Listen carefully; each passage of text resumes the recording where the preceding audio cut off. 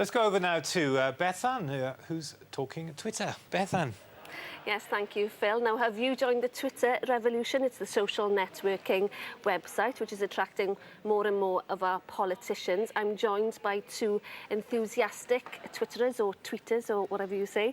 Bethan Jenkins, Plaid Cymru AM for South Wales West, and Denis Campbell, political commentator and editor of UK Progressive magazine. Bethan, you use Twitter a lot. Can you just explain briefly what it is?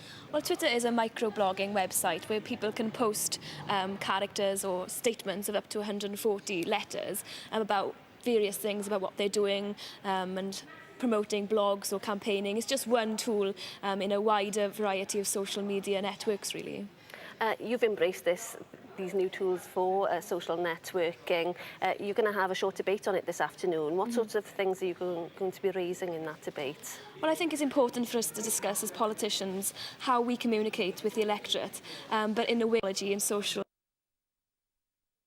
or renew the democratic processes. We've seen of late how disincentivised people are to take part in politics because of the MP's expenses saga. And I think that we have to look at how we can use these tools to communicate more effectively. Hansard Society is saying that over 70% of people want to be communicated with via the internet, and we have to do it in a way which is creative and which isn't just about us broadcasting ourselves, but taking part in genuine dialogue with constituents. Denis Campbell, we've heard a lot about Twitter, particularly in relation to what's been going on in Iran and the information that's been coming out of Iran through these websites. Is it a challenge, you think, to traditional forms of journalism? In many ways it is. It's really designed to work alongside, because many of the people of programs are traditional journalists themselves, as well as bloggers and individuals who are trying to dig quote from one side. Is that too often you see mainstream media just sort of take verbatim what is said, and the days of investigative journalism and real challenging of what is being said at the time is not being done. But there are pitfalls as well. People can pretend to be other people. There was a story, I think, last week about somebody pretending to be David Miliband, the Foreign Secretary, putting up a tribute to Michael Jackson, for example. Indeed. And for example, during the Iranian situation, I had the opportunity last week to interview Juan Cole, who's one of the globe's preeminent Mideast scholars, and I asked him the same question. I said, how do you figure out what is real when you are looking at all of these inputs? And he said, basically, I'm a historian. I've been doing this for 30 years. You have to use to determine what is really real. The same thing. Assembly members and establish that dialogue, but also understand that you have to still make sure that your filters are still working.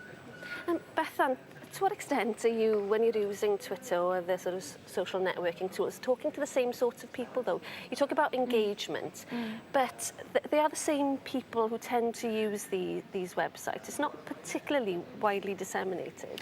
I don't agree, actually. I mean, I've just been speaking to Media Snackers, which is an online-based company that deals with young people and social media. And what you can do is find people in your location. And so I can track people in my area who are potentially, you can search for people who have just lost their job, you can see we formulate our political discussions around some of the topics that are of concern to people. So I think that, there are people, but it's the delve deeper and have conversations with people from our areas. But Denis Campbell, is tweeting taking over from talking in a way? Is it filling this void left maybe by the lack of, I don't know, public meetings, public political meetings these days?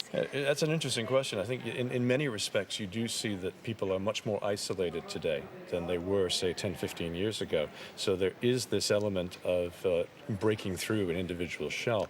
What the social media platforms do allow, though, is for you to connect with people whom you've not had any conversation with, but to use them as a business tool or to use them as a political tool. The danger is in, just trying to broadcast a message out as you would in traditional media. That doesn't work. The Twitterverse, or whatever you want to call it, will not accept that. They want to have a dialogue with people, and if you are a politician in this environment, you have to be willing to allow that dialogue to go wherever it will go and not worry where it's going to end up. Denis Campbell, Bethan Jenkins, I'll let you go and tweet or Twitter. Now back to you, Phil.